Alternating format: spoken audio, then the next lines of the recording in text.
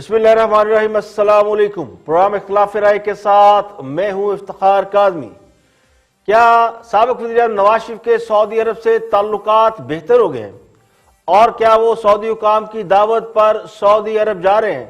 इस हवाले से मीडिया पर मुतज़ाद खबरें ज़ेरे गर्दिश है।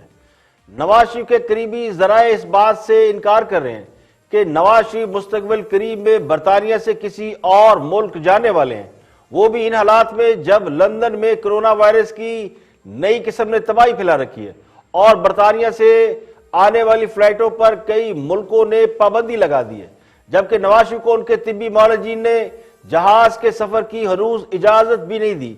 इसी वजह से वो अमेरिका अपने इलाज के लिए नहीं जा सके।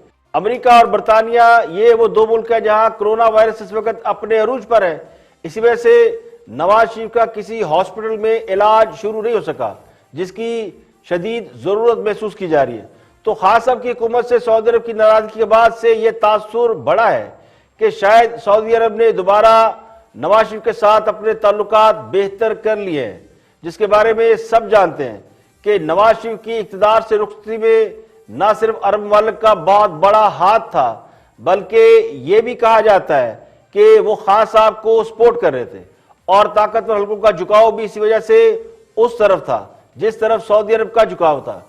फिर जब नवाज शरीफ पर बहुत बुरा वक्त आया या नवाज शरीफ जब सऊदी अरब के दौरे पर गए तो उन्हें जिस तरह कोल्ड शोल्डर दिया गया, तो उससे यूं लगा कि सऊदी अरब ने नवाज शरीफ से आंखें फेर ली।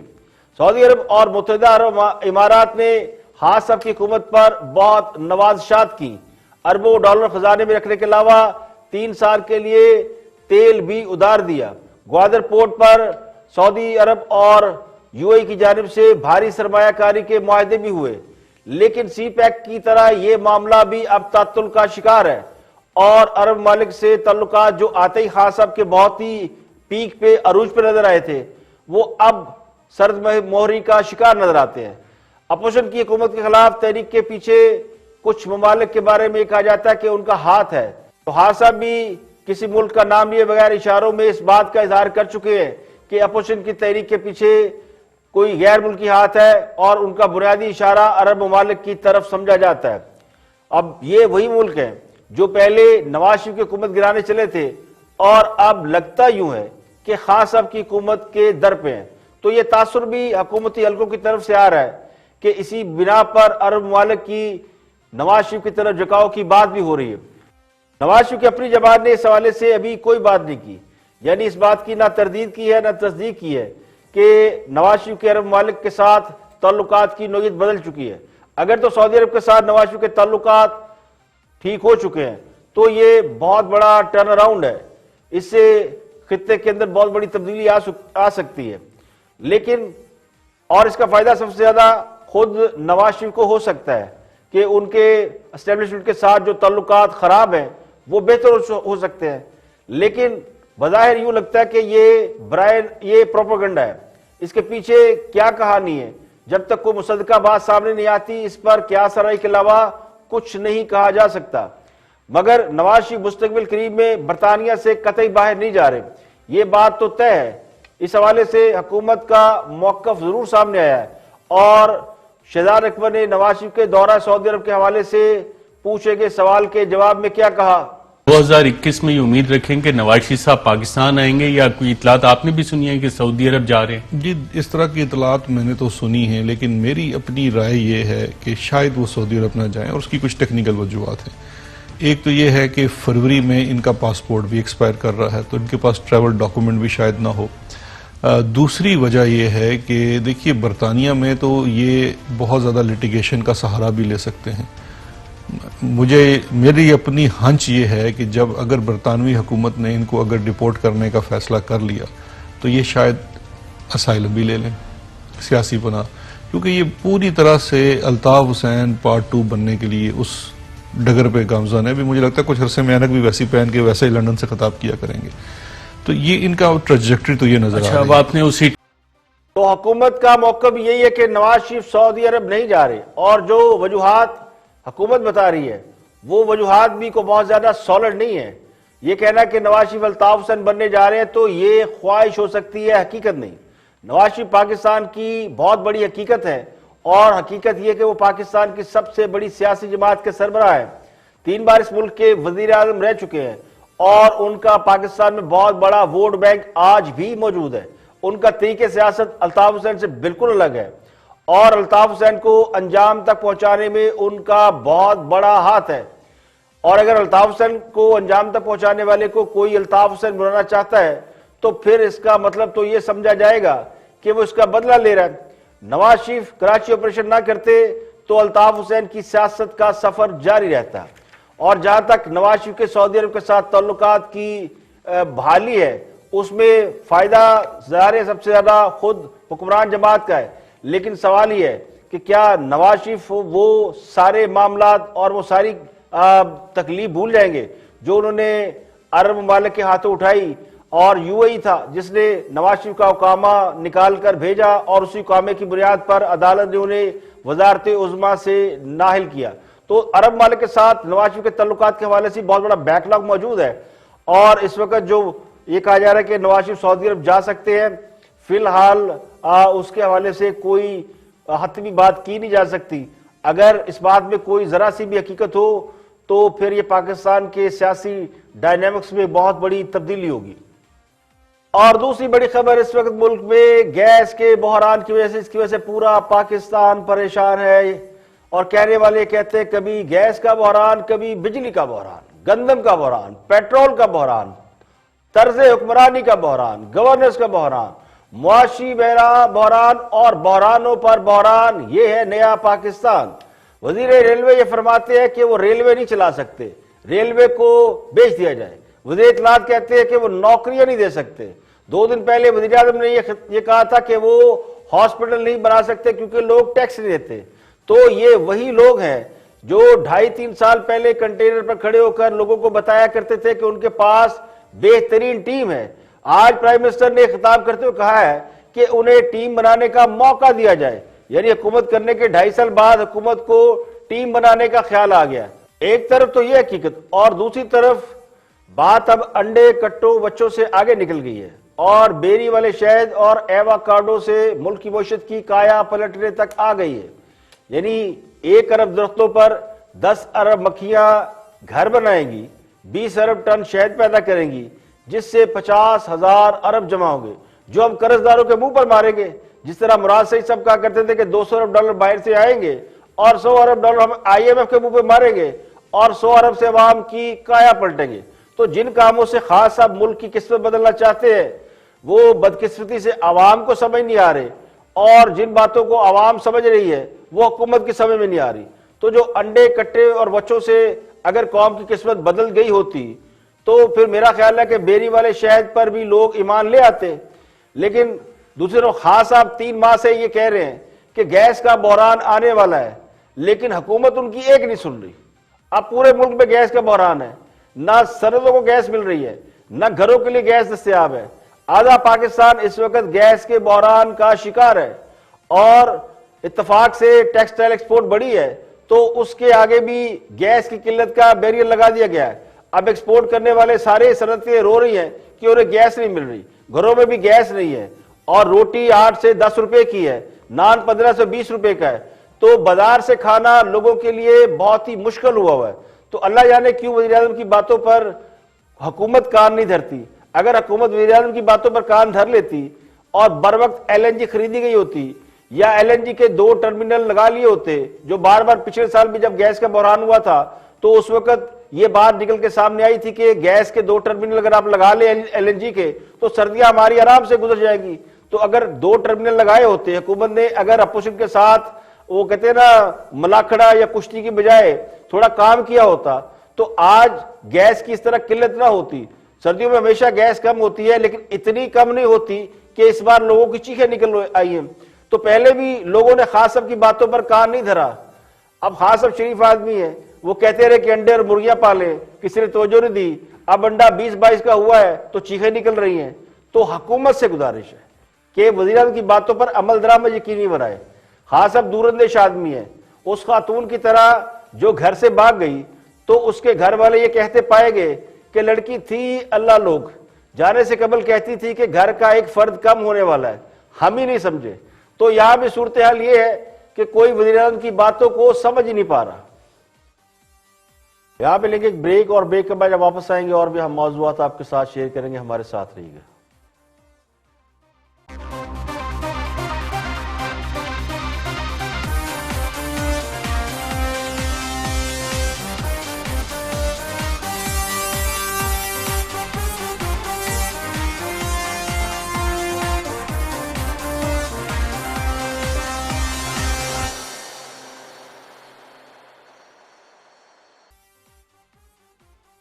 Welcome back. आप देख रहे हैं प्रोग्राम इख्तिलाफ राय और मैं हूं इफ्तिखार काज़मी। ब्रेक के बाद हाजिर खिदमत है। गुफ्तगू कर रहे हैं वफाकी वज़ीर दाखिला शेख रशीद। देखते हैं कि वो क्या फरमाते हैं। Watch this. देखें, प्लस पॉइंट इस हुकूमत के पास नीट एंड क्लीन लीडरशिप है, और इस मुल्क का सबसे बड़ा मसला है वो मौलाना फजलुर रहमान है। मदरसों का ये खुदा न करे कि मदरसे जो हैं हमारे दीन के मीनार हैं। हम मदरसों के as far as I am interior minister, मैं मदरसों को काला काला रसूलुल्लाह का अलम बुलंद देखना चाहता हूँ, लेकिन फजलुर रहमान साहब बहुत ज़ाती सियासत में आ रहे हैं, विच इज़ रॉन्ग। शेख साहब, अब ये मैं आपके सामने एक सिनारियो रखता हूँ। नैब ने नोटिस वगैरह उनको उनके असासों के हवाले से बात थी। अगर किसी स्टेज पर मौलाना साहब इस्लामाबाद में होते हैं, कहीं एक वक्त आ जाता है और कहा जाता है नहीं मौलाना को गिरफ्तार करना है, आपकी एडवाइस क्या होगी सियासी तौर पर? देखें, गुजारिश ये है कि सियासत में ये कोई, मैं 7 साल कलाशन कोफ में मेरी माँ का जनाजा सलाम फेरा है, मैं 7 साल कैद हो गया, यही कौम थी ना मेरे। वो सोफे के नीचे नहीं, बेड के नीचे, सोफे के नीचे से निकली। हाँ हाँ, आप थे 4 साल में कैद काट के आया। क्यों? मैं गरीब बाप का बेटा था, मैं एक आम इंसान का बेटा था। देखिए ना, क्या दुनिया में कोई शख्स ऐसा है जो ये कहे कि एक बंदा है ही नहीं है जेल में और उसके सोफे के नीचे से 7 दिनों में मुझे आपने 7 साल कैद कर दी, जो 3.5-4 साल एक जज साहब ने ये भी कह दिया काबिल एहतराम ने कि मैं लंदन जा रहा हूं, छुट्टी गुजार के आऊंगा तो मैं ही इसकी केस सुनूंगा। सो ये बातें इस पाकिस्तान में होती हैं। देखें, सियासत जो है लॉ एंड ऑर्डर को इंप्लीमेंट करने के लिए फोर्स इस्तेमाल करना आईनी और कानूनी तरीके से, जिससे कि अमन व अमान बरकरार रहे और बहाल रहे, मैं समझता हूं वो भी एक, यानी कि आप ये कह सकते हैं कि वो भी एक मसला है। क्योंकि जो तफसीलात मांगी जाती हैं, उनके बेटे का ट्वीट आया, उनकी पार्टी की तरफ से लोग कह रहे हैं कि नहीं जी हम बताते हैं कौन से, हमने आपको एक्सप्लेनेशन देनी है, तो वो बड़ा हॉस्टाइल बिहेवियर है, बड़ा सख्त मौक़िफ़ है उनका। वक्त तो आ सकता है ना, आप इस्लामाबाद में हैं, यहाँ की पुलिस आपके अंडर है, आपको नैब के जरिए सपोर्ट करें, हमने गिरफ्तार करना है मौलाना को। मैंने आपको कह दिया है कि इमरान खान की एडवाइस पे मैं काम करूंगा। वज़ीर दाखिला ये कहते हैं कि इस मुल्क का सबसे बड़ा मसला अगर कोई है तो मौलाना फजलुर रहमान है। कल तक ये कहते थे कि सबसे बड़ा मसला करप्शन है, और आज सबसे बड़ा मसला हो गया मौलाना फजलुर रहमान। और दूसरी बात वो ये कह रहे हैं कि अगर इमरान खान कहेंगे तो फिर मौलाना को गिरफ्तार कर लिया जाएगा, जिसका मतलब ये है कि मौलाना फजलुर रहमान को गिरफ्तार करने के लिए किसी कानूनी और आईनी जवाज की कोई जरूरत नहीं, किसी की ख्वाहिश पर उनको गिरफ्तार किया जा सकता है। जिस तरह शेख रशीद ने अपनी गिरफ्तारी का किस्सा बयान किया है, यानी उनके सोफे के नीचे से असला निकालकर उन्हें जेल में डाल दिया गया, और अगर किसी के साथ ये हो सकता है तो बाकियों के साथ भी बहुत कुछ हो सकता है। तो पाकिस्तानी सियासत का सबसे बड़ा अलमिया ये है, शेख रशीद के साथ जो कुछ हुआ माजी में वो गलत था, उन्हें झूठे केस में गिरफ्तार करके जेल में डाला गया और कई साल वो जेल में रहे, लेकिन आज वो खुद ये सब कुछ करने पर आमादा नजर आ रहे हैं, जो इंतहाई अफसोसनाक है। उन्हें तो चाहिए ये था कि अगर उनके साथ कुछ गलत हुआ है तो आज वो गलत को रोकते। सियासी रहनुमाओं के खिलाफ मुकदमात और गिरफ्तारियां वाकई इस मुल्क में कोई नई बात नहीं है, लेकिन अफसोस इस बात का है कि जो लोग इस रवश को बदलने का दावा लेकर आए थे वो खुद भी उसी रवश पर चलते हुए नजर आ रहे हैं। मौलाना फजलुर रहमान इस वक्त हुकूमत के लिए इस वजह से सबसे बड़ा मसला है कि वो अपोजिशन की तहरीक को ना सिर्फ लीड कर रहे हैं बल्कि उनके पास स्ट्रीट पावर है, जिसे मदारस के तुलबा कहते हैं, और वो इस वक्त इस पोजीशन में भी हैं कि उनके साथ जोर जबरदस्ती नहीं की जा सकती, बसूरत दीगर लेने के देने पड़ सकते हैं। तो शेख साहब ने बड़ी खूबसूरती से मामला वजीर आजम के कोर्ट में डाल दिया कि अगर मौलाना फजलुर रहमान की गिरफ्तारी हुई, किसी भी वजह से हुई, तो वो वजीर आजम की मर्जी से होगी, ताकि तोपों का रुख शेख साहब की बजाय किसी और तरफ रहे। इसे कहते हैं चट भी अपनी पट भी अपनी।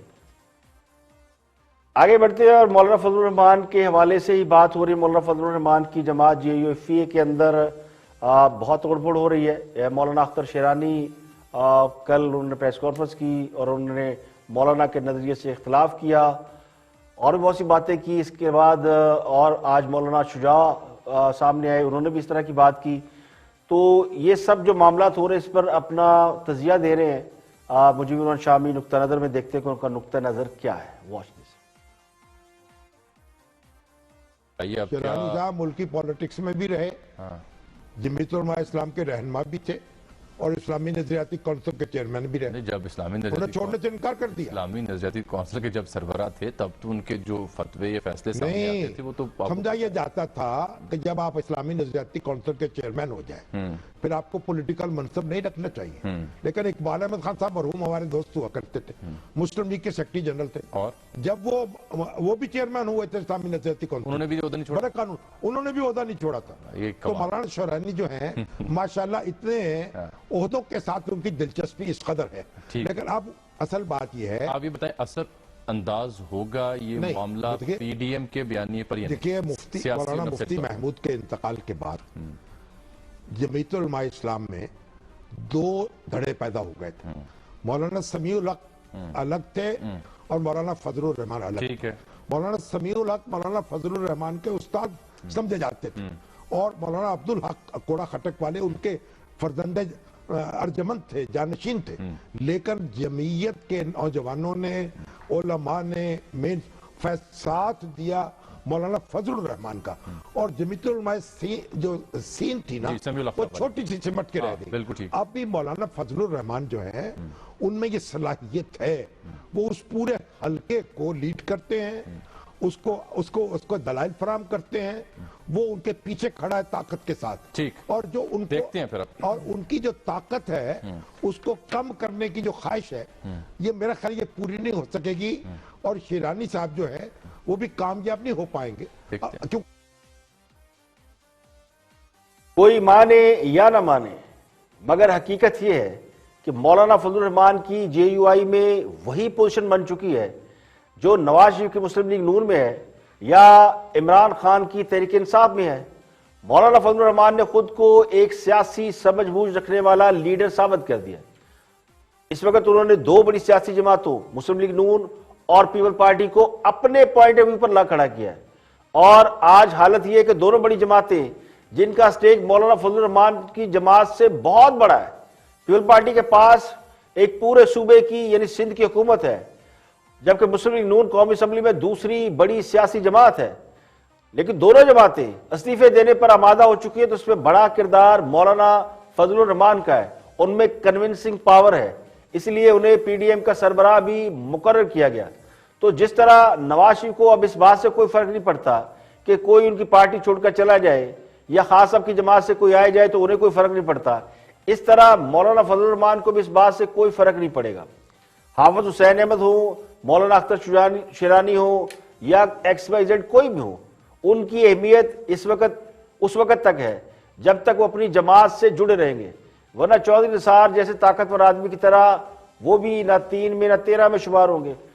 तो अब मौलाना फजलुर रहमान इस वक्त PDM के सरबराह ना होते या अपोजिशन की तहरीक के सुरखेल ना होते, आम हालात होते तो ऐन मुमकिन था कि धड़ेबंदी हो जाती। मौलाना अख्तर शेरानी तो बहुत अरसे से नाराज थे, सबको मालूम है कि जब से उनकी वो इस्लामी नजरियाती कौंसिल की चेयरमैनशिप गई तो वो खासे नाराज थे कि उन्हें वो ओहदा वापस क्यों नहीं मिला। फिर वो पार्टी के अंदर लॉबिंग कर रहे थे और अपने लिए लोगों को कन्विंस कर रहे थे कि उनके साथ आ जाए, तो ये बातें पार्टी के अंदर चल रही थी और वो आसानी से मान गए, बगैर साइंस पार्टी के मान गए। लेकिन सुना यह कि अख्तर मेंगल की जमात उनके अंदर भी इस तरह की तोड़फोड़ जारी है और उनके आम आदमियों को भी इस बात पर तैयार किया जा रहा है कि वो पार्टी के खिलाफ बगावत कर दें। और मुल्क में जब भी लॉन्ग मार्च या धरने की बात होती है तो खान साहब का 2014 में दिया गया धरना और लॉन्ग मार्च वो जरूर याद आता है। उस धरने के हवाले से बहुत से हकायक आज भी डिस्कस होते हैं, इसी पर बात कर रहे हैं तजियाकार इरशाद भट्टी। Watch this. ये है कि दूसरी बात ये है कि हमें सुनाया गया है कि तैरुल कादरी का जो पहला धरना था उसके पीछे भी कोई साजिश थी। तैरुल कादरी इमरान खान साहब के धरनों के पीछे भी कोई साजिश थी, लॉन्ग मार्च धरनों के पीछे, और फैजाबाद धरने में भी कोई पीछे था, कोई साजिश थी।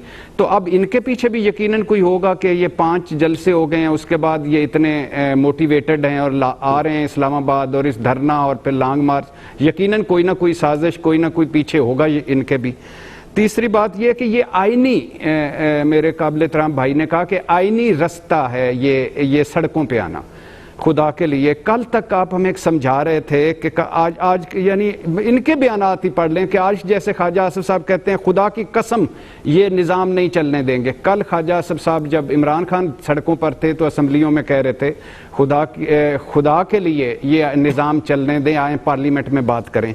और कल आज मौलाना साहब सड़कों पर हैं। लेकिन भट्टी साहब एक बात बताएं, भट्टी साहब मुझे एक बात बताएं, भट्टी साहब ये पार्लियामेंट जो है ये किसी काम की रह गई है वैसे? जी दोनों पॉइंट ऑफ व्यू से, ऑपोजिशन की तरफ से भी और गवर्नमेंट की तरफ से, तो फिर वहां पे क्यों आए? बिल्कुल कोई क्यों आए? बिल्कुल भी नहीं इसलिए आए कि ये रास्ता नहीं है, ये जो आप सड़कों पे आकर हुकूमतें गिराने का ये रास्ता नहीं है। मैं पार्लियामेंट से मुझे मायूसी है, लेकिन ये तो जत्थे लेके आ जाना और हुकूमत को कहना कि तुम्हारे गिरेबान से पकड़कर घसीट के बाहर फेंक देंगे, अस्ती जनवरी नहीं देखोगे, दिसंबर नहीं देखोगे, फलाना नहीं करोगे, फलाना नहीं करोगे, ये धमकियां ये तो जंगलों में भी नहीं होती। मौलाना साहब कह रहे थे सड़कों पर आकर हुकूमत गिराने वाले मुट्ठी भर अनासर को पर गद्दारी के मुकदमे चलने चाहिए। जब सूफी मोहम्मद पर गद्दारी के मुकदमे हो सकता है तो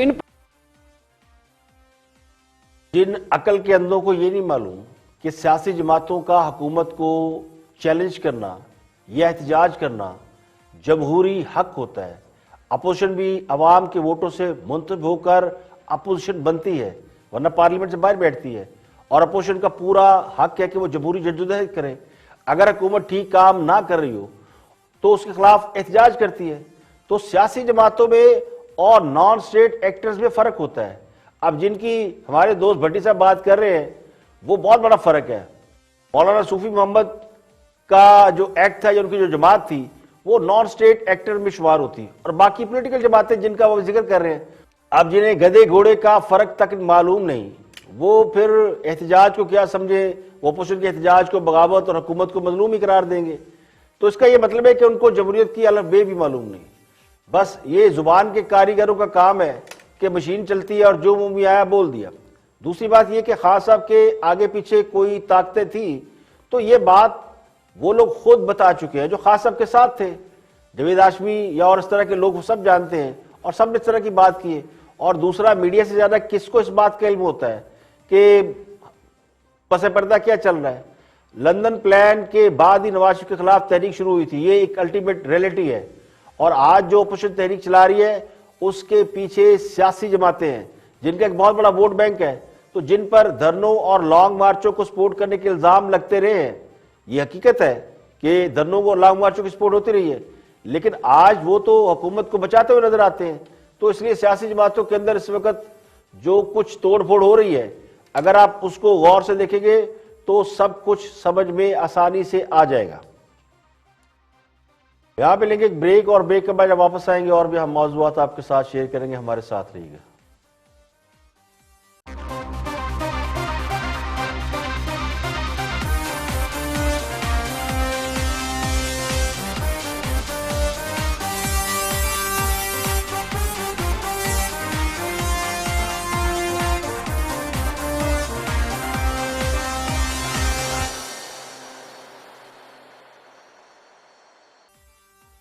वेलकम बैक। आप देख रहे हैं प्रोग्राम इख्तिलाफ राय और मैं हूं इफ्तिखार काज़मी। ब्रेक के बाद हाजिर खिदमत है। आगे बढ़ते हैं और गुफ्तगू करते हैं गैस के बहरान के ऊपर। एक बार फिर गैस के बहरान से न सिर्फ घरेलू सार्फिन परेशान है बल्कि सनतें इस वक्त बहुत परेशान है। शाहजेब खानजादा गुफ्तगू कर रहे हैं, देखते हैं कि उनके प्रोग्राम में कराची के इंडस्ट्रियलिस्ट जुबैर मोती वाला क्या मसाइल है उस पर बात करते हैं। Watch this.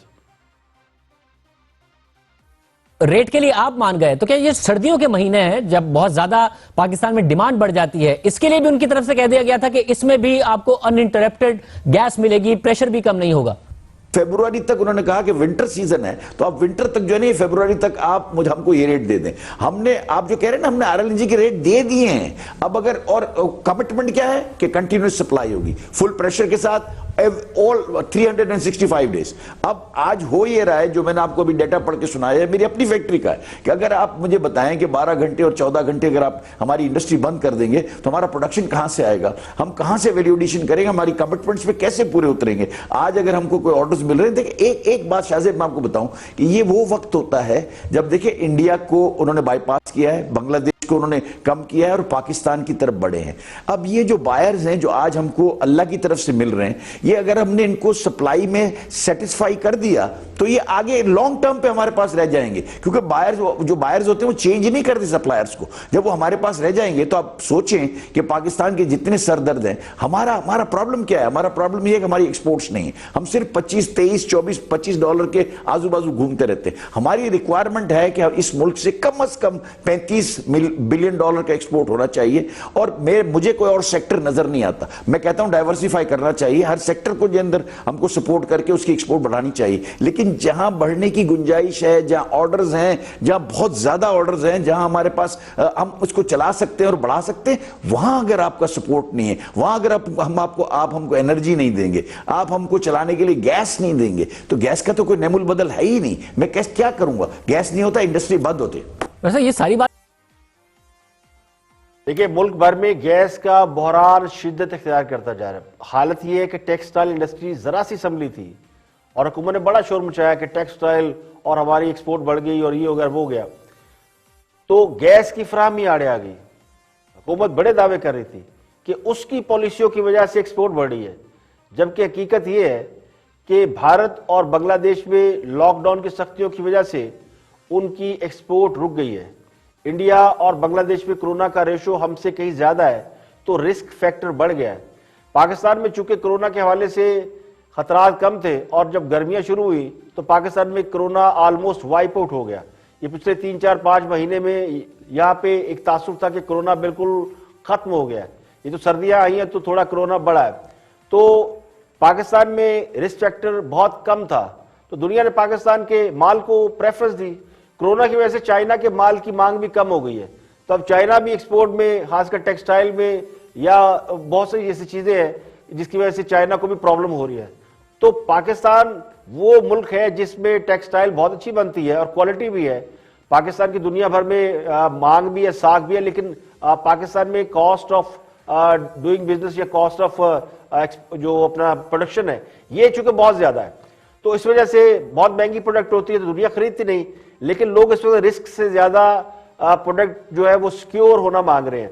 तो पाकिस्तान का टेक्सटाइल सेक्टर बहुत बड़ा टेक्सटाइल सेक्टर है, तो उस वजह से पाकिस्तान को ऑर्डर ज्यादा मिले, तो अब उसका भी बेड़ा गर्क करने का सोच लिया गया है। यानी टेक्सटाइल सेक्टर इतना बड़ा सेक्टर है कि अगर पूरे तरीके से चल निकले तो हमारे आधे से ज्यादा मुआशी मसाइल हल हो सकते हैं।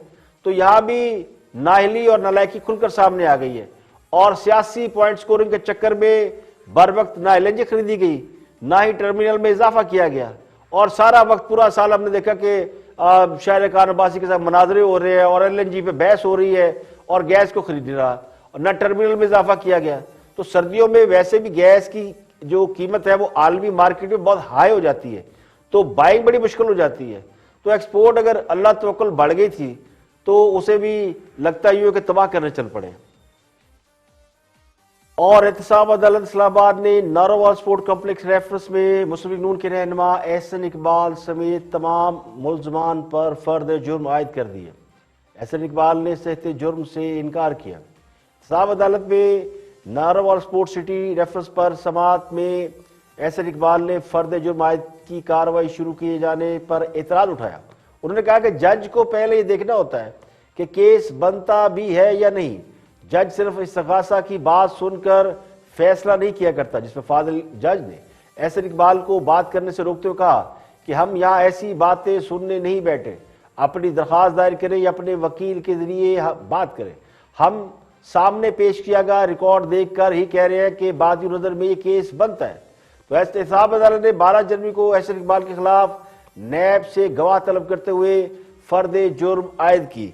फर्द जुर्मायत किए जाने के बाद एहसन इकबाल ने मीडिया से गुफ्तगू करते हुए कहा, चीफ जस्टिस सुप्रीम कोर्ट से मुतालबा करता हूं कि जो ये सियासी केस बनाए गए हैं, खुदारा इनके लिए हुक्म जारी करें कि टेलीविजन के ऊपर इसकी कार्रवाई बराह रास्त नशर की जाए, ताकि पाकिस्तान के अवाम को पता चल सके कि इमरान अहमद नियाजी के एहतसाब की कितनी टांगें हैं। ये वो एहतसाब है जो बगैर टांगों के।